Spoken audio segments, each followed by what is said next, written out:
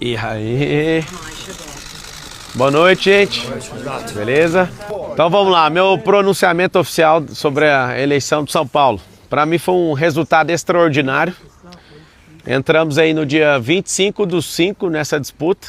Já estavam todos fechados desde outubro do ano passado, né? Todas as campanhas. E quando a gente entrou com 5% das intenções de voto. E hoje a gente completou com um resultado espetacular de 28,14%. Com 99% das urnas apuradas, a gente termina a eleição com praticamente 1/3 do eleitorado do maior colégio eleitoral do Brasil. Foram 1,7 milhão de indignados em São Paulo. E eu quero que todos vocês levantem a cabeça, porque o voto que vocês depositaram nunca vai ser jogado fora. Eu vou carregar esse voto. E por que eu estou falando que isso foi extraordinário? Zero de dinheiro público, nunca ninguém chegou tão longe sem fazer uma campanha sem esse dinheiro público. Sem padrinho político, sem tempo de TV, sem máquina municipal, estadual, federal, sem apoio de grandes lideranças políticas. Ao contrário, né, os 4 principais candidatos com mais de 100 milhões de reais me trituraram em televisão, rádio e internet. E além disso eu tive todas as minhas redes sociais derrubadas. Para mim uma decisão completamente desproporcional, mais de 20 milhões de seguidores. Mas eu entendo, também tive a segunda conta derrubada, apesar dela não estar demonstrando perigo, porque pelo episódio a própria Meta derrubou a postagem e eu não insisti em descobrir nada. Assim como a própria Meta também falou da outra vez que não tinha justificativa pelas políticas da rede social a primeira ter sido derrubada. Mesmo assim, fomos lá e abrimos uma terceira conta em 3 horas e meia, 1,1 milhão de pessoas começaram a seguir e foi derrubada também. E a gente não desistiu. Então, a vitória eu dedico a esse resultado à vitória da esperança.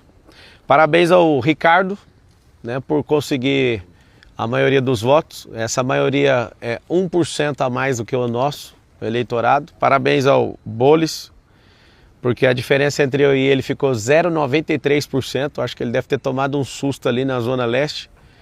Foi bem forte. Um abraço aí para a Zona Norte, para a Zona Leste, Oeste, principalmente do Sul. A Zona Sul, onde muitas pessoas viraram voto ali para a gente. E a gente recebeu um pouco mais de 7 milhões de reais de doação, contra só desses 2 candidatos com dinheiro público, eles tiveram mais de 100 milhões de reais. Então, você imagina, 7 milhões de doação contra 100 milhões de dinheiro público, é um negócio fora tudo que eu já falei. Inclusive, eu quero agradecer a todas as pessoas que doaram. A maior parte dos doadores, né, vieram de outras cidades. O brasileiro, ele acredita no que eu carrego. E eu não vou desistir disso nunca. Então foi uma honra, né, defender a vontade de vocês. E eu prometo ser combativo na política brasileira nos próximos 12 anos. Esse é o tempo que eu decidi no meu coração em servir a política. E sou alguém que não depende disso, mas para o futuro que eu espero do Brasil, eu preciso entrar nisso para que a gente possa mudar a mentalidade das pessoas.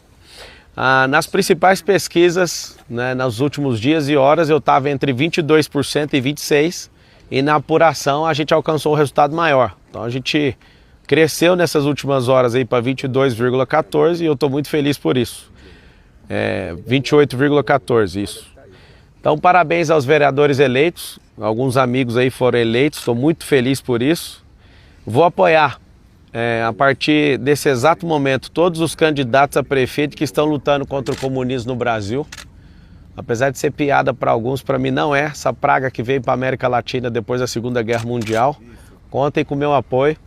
Eu quero lutar pelo um Brasil melhor. Eu vi que eu consegui ajudar a impulsionar um candidato ali em Goiânia de última hora. Eu gravei um vídeo que eu senti no coração de mandar para ele. Ele acabou em primeiro. A Cristina, em Curitiba também, ela conseguiu ir para o segundo turno. Agora eu vou dar uma acelerada em alguns candidatos que precisam de ajuda para a gente ter essa vitória aí. E tomara que o Ricardo leve em consideração algumas das nossas propostas, porque afinal de contas o eleitorado dele é exatamente o tamanho do meu eleitorado aqui em São Paulo. Então Espero que ele leve em consideração por isso. Aos meus eleitores, não baixe a cabeça. Fizemos a campanha mais extraordinária da história política recente aí do Brasil. E não sei se vocês viram, muita gente se levantando por conta de ciúmes, né, do dinheiro público. Muita gente se levantando por conta de ciúme eleitoral. Outras pessoas levantando por conta espiritual. Então foram muitos ataques. E eu não consigo esconder minha alegria em ver tanta gente, né? É tão difícil ganhar um voto na urna, vocês não têm noção quem nunca se candidatou. As pessoas elas não fazem noção do que é você tomar 10 mil votos. 10 mil votos é um fim de mundo. Eu, para deputado federal, tive 243 mil votos e falei para todos eles, eu vou carregar isso aqui. Então, da minha parte, eu não vou desistir. E quero deixar bem claro que o Brasil vai se tornar a nação mais próspera da Terra até 2050. Eu fui o primeiro brasileiro a ver isso e eu vou investir. Por mais que eu não tenha virado funcionário público na data de hoje, eu vou servir do mesmo jeito. Eu vou estimular pessoas boas a irem para a política. Aprendi muita coisa nessa disputa eleitoral. Aprendi muitas coisas que me fizeram amadurecer como pessoa, como cidadão. E São Paulo perdeu a única oportunidade de me ver prefeito dessa cidade. Meu coração estava 100% entregue a isso. Mas confesso que a vontade do povo nas urnas, ela prevalece. Eu sei de muitas pessoas que estão querendo construir aí algumas teorias, mas eu respeito a vontade do povo. E a gente chegou de última hora. Que Deus abençoe a nossa cidade de São Paulo, o Brasil e o povo brasileiro. Eu acredito de verdade no Brasil e no brasileiro. E para finalizar, eu combati o bom combate, percorri a carreira, guardei a fé e 2026 está logo ali. Um beijo para todo mundo. O senhor disse que você espera que o Ricardo Nunes considere algumas das suas propostas. Isso pode ser lido como uma sinalização de eventual apoio? Você vai apoiar ele no segundo turno? Então, vai depender do que ele falar sobre as propostas. Tá nítido, né, que ele pegou muito pesado com a minha pessoa, foi muito injusto comigo. Eu entendo que é coisa de marqueteiro isso. Eu não sou homem de carregar mágoa, de carregar raiva. Eu fui por tudo ou nada com todos eles, né, pela desproporcionalidade do que eles fizeram comigo. Leia-se aí principalmente tanto o Boulos como o próprio Ricardo. Mas pelo bem comum, ele entendendo, né, sobre... Ele já sabe que da minha parte eu não preciso de cargo, eu não preciso de absolutamente nada disso. Então, colocar a educação financeira nas escolas, colocar a empresarização para rodar, né, porque o empreendedorismo liberta, fazer as escolas da cidade de São Paulo se transformar em escolas olímpicas. Se ele considerar isso, a gente pode conversar numa boa. O senhor já entrou em contato com ele? Eu mandei uma mensagem para ele dando os parabéns.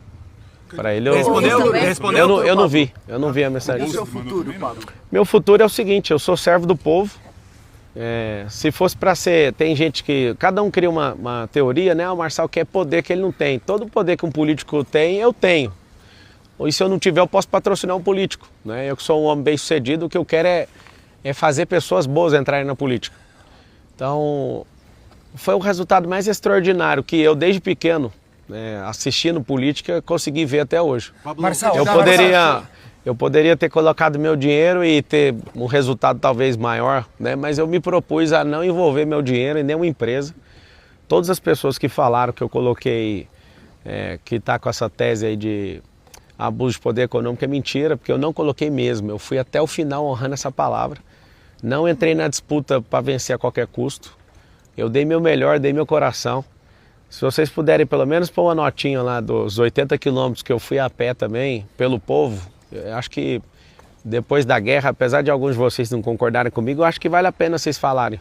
Que o que eu vi de esperança, de gente saindo de casa 2 horas da manhã, 3 horas da manhã, aquilo, sem eu avisar, tá?